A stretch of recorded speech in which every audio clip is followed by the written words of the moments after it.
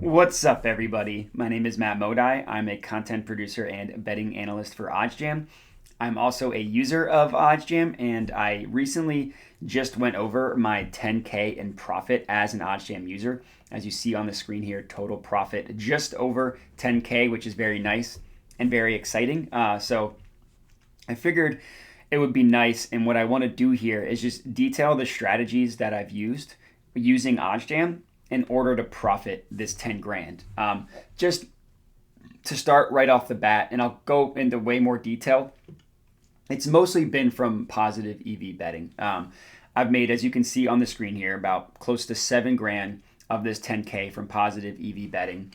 I've been doing well on the odds boost. So one thing OddsJam does is if there's an odds boost that they like, they'll tweet it out and they'll put what the EV percent of this odds boost is. So that's been doing well for me. Normal just means a bet that I didn't get directly from the positive EV page. I did my own research and ended up betting it, so I just listed that as normal. Obviously, I still used OddsJam to make sure that it was a positive EV bet. It just wasn't taken directly from the positive EV page. And then free bet as just taking advantage of sign-up bonuses. So if you look at the links in the description of this video, you'll see a bunch of different sports books, what their sign-up bonus is, and then a link to it. So if you sign up using those links, you'll be able to take advantage of those sign-up bonuses and free bets. And I've profited about $1,200 specifically from free bets. And as a user of OddsJam, so this week 37 was my first week. It was week 2 of the NFL season is when I officially started using OddsJam. So if you go to my bet tracker, you scroll down, you go all the way to the last page. The first bet I placed on OddsJam, once this loads, was in September of 2021. And here you go. So the first bet I ever placed using OddsJam, looks like I bet on Jameis Winston to not throw an interception. That bet, let's see if it won. That bet ended up losing. Of course, Jameis Winston threw an interception. But that was the first bet I used on OddsJam. I've been using it pretty much religiously ever since, to the tune of, you see all these pages. Looks like 2,273 total bets looks like what I've placed on OddsJam. My bankroll started out at 500.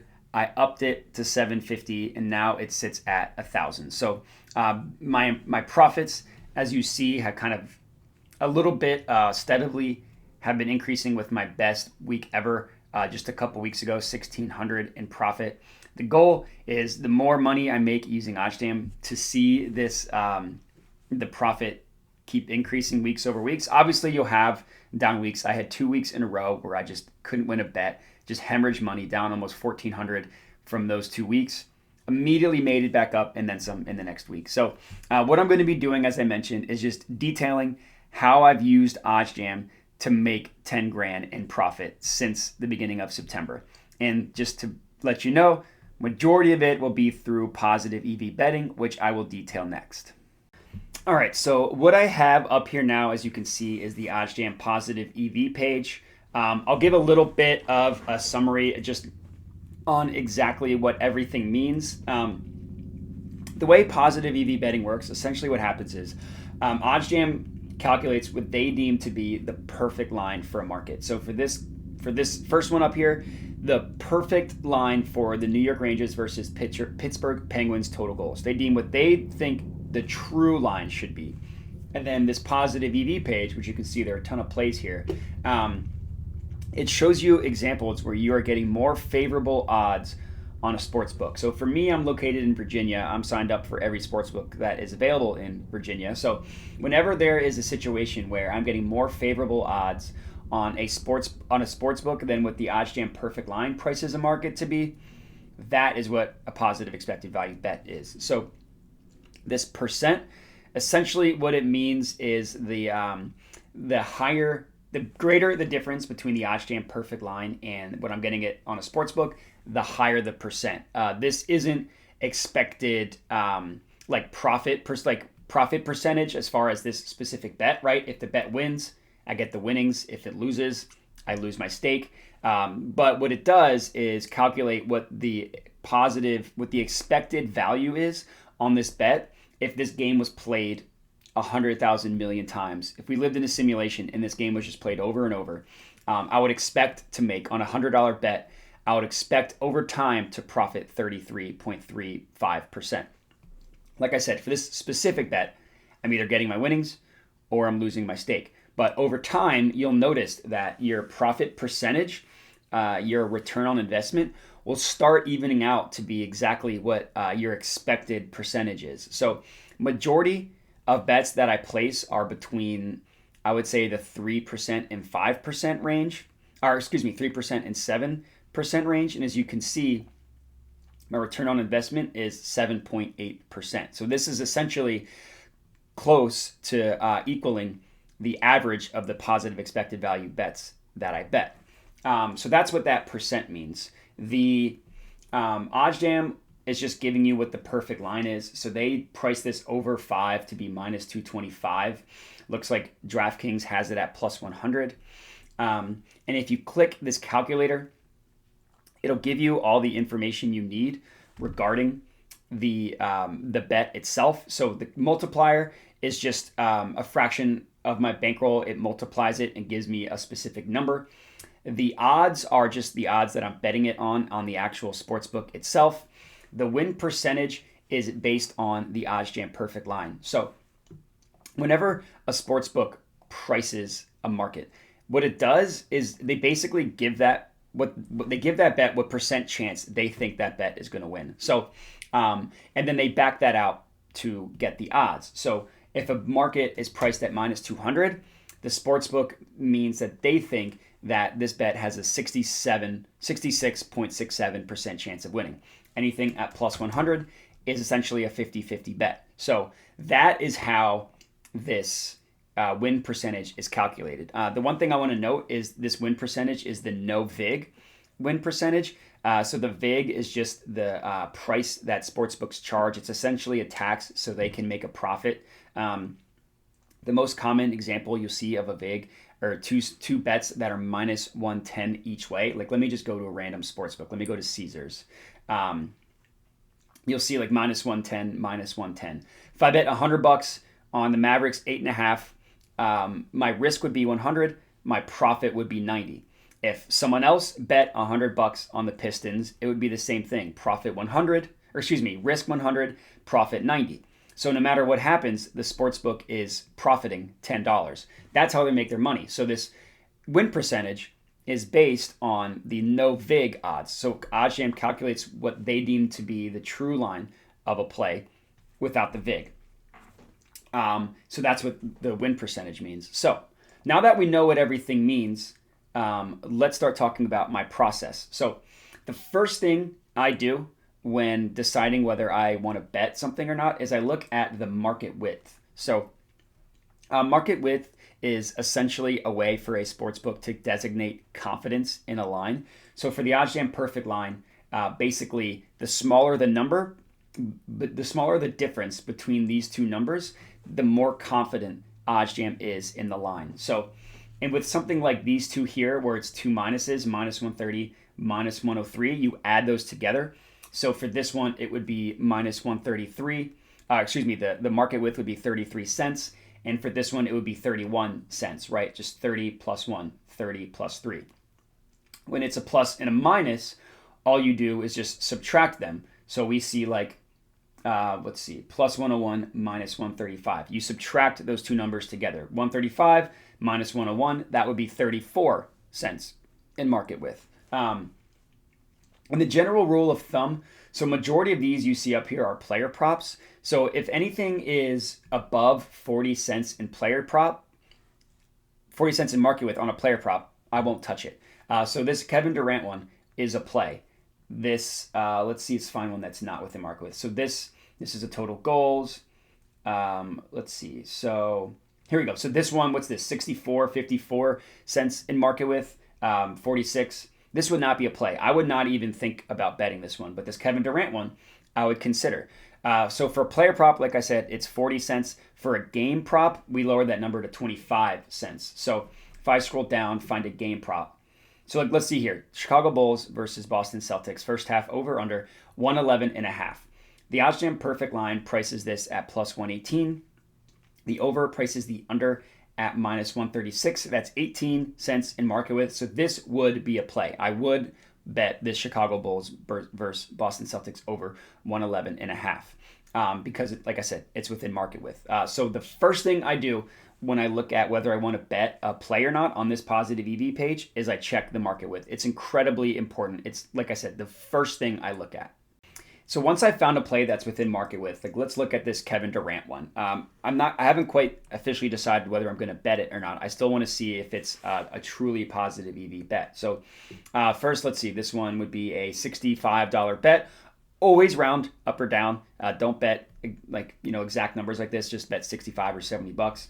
But before I decide if this is a worthy bet, you don't need to look at projections or trends or anything like that. That stuff is helpful, but what I like to do, just compare the bet with other sports books. So the play was Kevin Durant under 1.5 steals and blocks. So as you can see, this one, I'm not sure if this is a true positive EV bet because every single book seems to agree on the price. So this might be a situation in which the OddsJam perfect line actually might have this one priced wrong and the other books have it priced correctly. What we like to find are discrepancies among specific books. So I saved this example that I think is perfect to show you what a player prop I would bet on is. So it's the same. It's the Celtics versus Bulls game. So in the play is the rebound total of Jason Tatum. So as you can see, let's go through this. So first of all, it's positive expected value and it's within market width. So the OddsJam perfect line prices it at plus 113, prices the under at minus 151. So if you remove the VIG, so all you do is just go to the calculator, plus 113, minus 151, puts the true line on this at plus 128. That's what OddsJam deems the true line of this bet should be. Well, using OddsJam, we are getting it at plus 135 on PointsBet. So that already shows you that it's a positive expected value play. But that's not all we need. We also need to compare it with other sports books. So let's see. PointsBet had this bet at plus 135. FanDuel has it at plus 110. DraftKings has it at plus 110. Caesars has it at plus 115. BetRivers has it the closest to PointsBet at plus 125. And BetMGM again has it at plus 110. So it seems like, it is, every other sportsbook deems this bet to be around plus 110, something hovering around there. So including the OddsJam perfect line, which had it at plus 113. So getting this bet at plus 135, it's a tried and true positive expected value bet. So this is a bet that I would heavily recommend someone taking. It's positive EV just if you compare the OddsJam perfect line. And you've also taken advantage of a pricing discrepancy among sportsbooks. That's all positive expected value betting is. It's taking advantage of pricing discrepancies among sportsbooks. So this Jason Tatum bet, I would recommend betting someone. I would recommend someone betting, I should say. So now we've identified as far as like a player prop. Let's remove player props from the positive EV page and let's look at what a game prop would look like, because that's not necessarily the same thing. It's similar, but different. So like this hockey one, the market width isn't within range. Let's see if we can find one. So there's a money line not within range. So like this 25 MMA total rounds looks like the play is under 2.5. Caesars prices it at plus 150. The OddsJam perfect line prices it at plus 135. The other side of it is minus 160, so that's 25 cents. So that's within range there. Now let's click into it. Let's see if this is a truly positive expected value play. And this isn't scripted. This isn't staged. So this one actually would be a play. So the OddsJam perfect line prices it at plus 135. And the other side of it is at minus 160. So again, let's remove the VIG.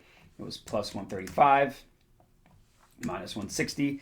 Puts the true line of this at plus 144. Again, getting it on OddsJam, we got it at plus 150. So this would truly be a play. But the example I wanted to highlight, I found the Bulls-Celtics game. So this is just a play on the first half total points. Another example of how you can identify whether a bet is truly positive expected value or not. And instead of looking at what other books price a certain market, sometimes I like to see what they price a total or a spread at. So in this case, the positive EV bet was getting the first half over 107.5. So DraftKings priced this at minus 110. The OddsJam perfect line had it at minus 124. So already we found that this is a positive EV bet because we are getting better, more favorable odds on DraftKings. But another reason why I really like this bet is every other sportsbook has this number priced at least 108, or some have it at 108.5.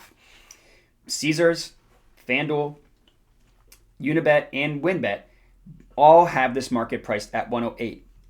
So getting the extra half point in which we are taking it over is incredibly valuable. It might not seem like it at the time, just getting a half point, but if you were to just every single NBA bet, whatever the closing line was, if you were to just get your bet at a half point better, it skyrockets the amount of profits you can make on that bet. So it might not seem like a lot with one specific bet. Like this could still go under.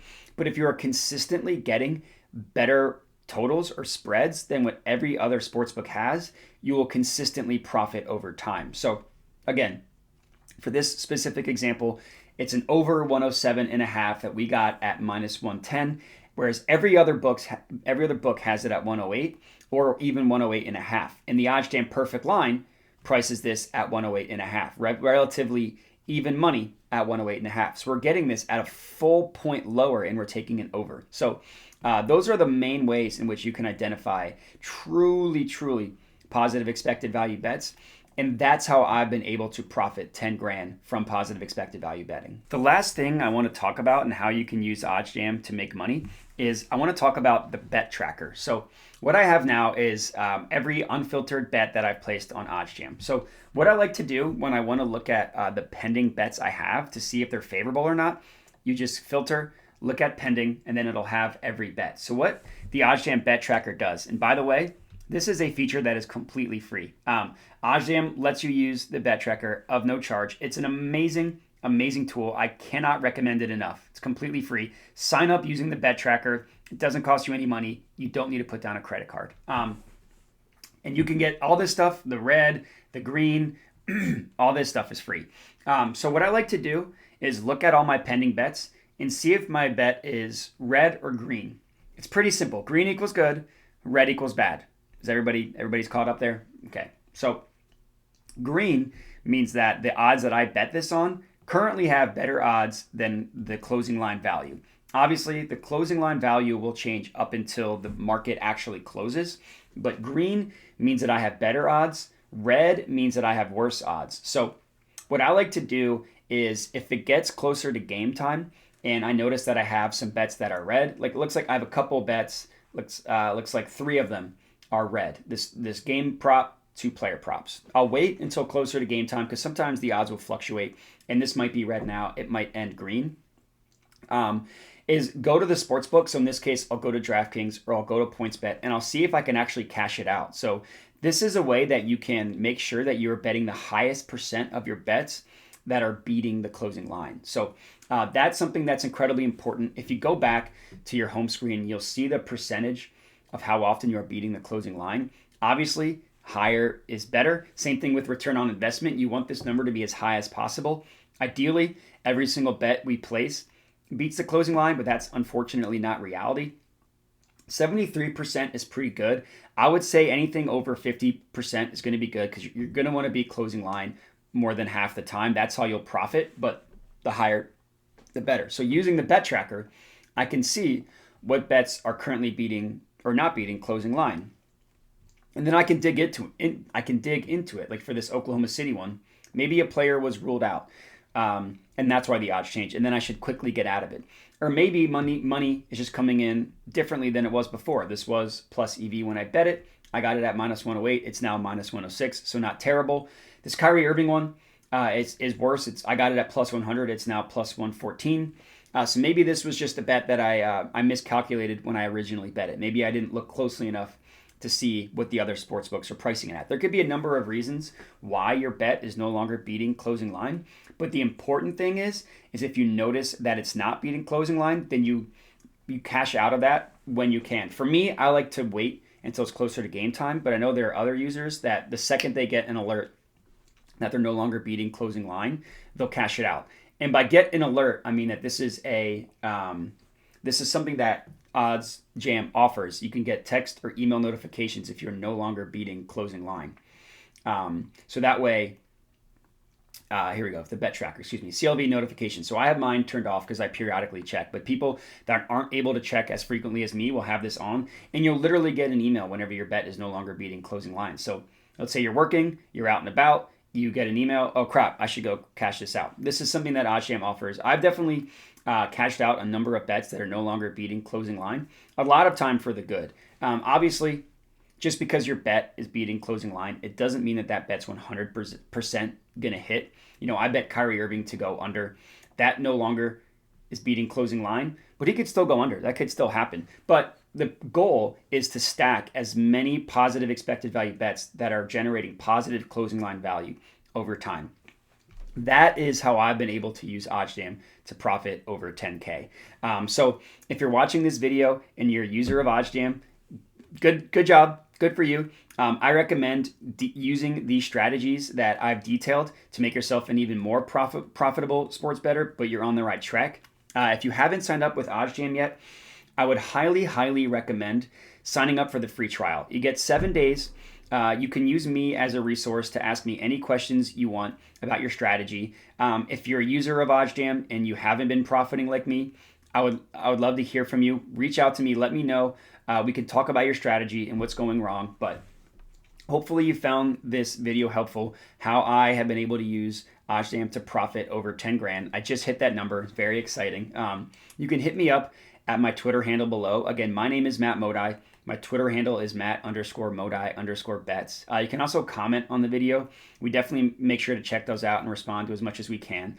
Other than that, would appreciate a like on the video. If you could subscribe to the OddsJam YouTube channel, we would appreciate that as well. But as far as this video goes, that is all I got for you. So thanks for watching and have a good one.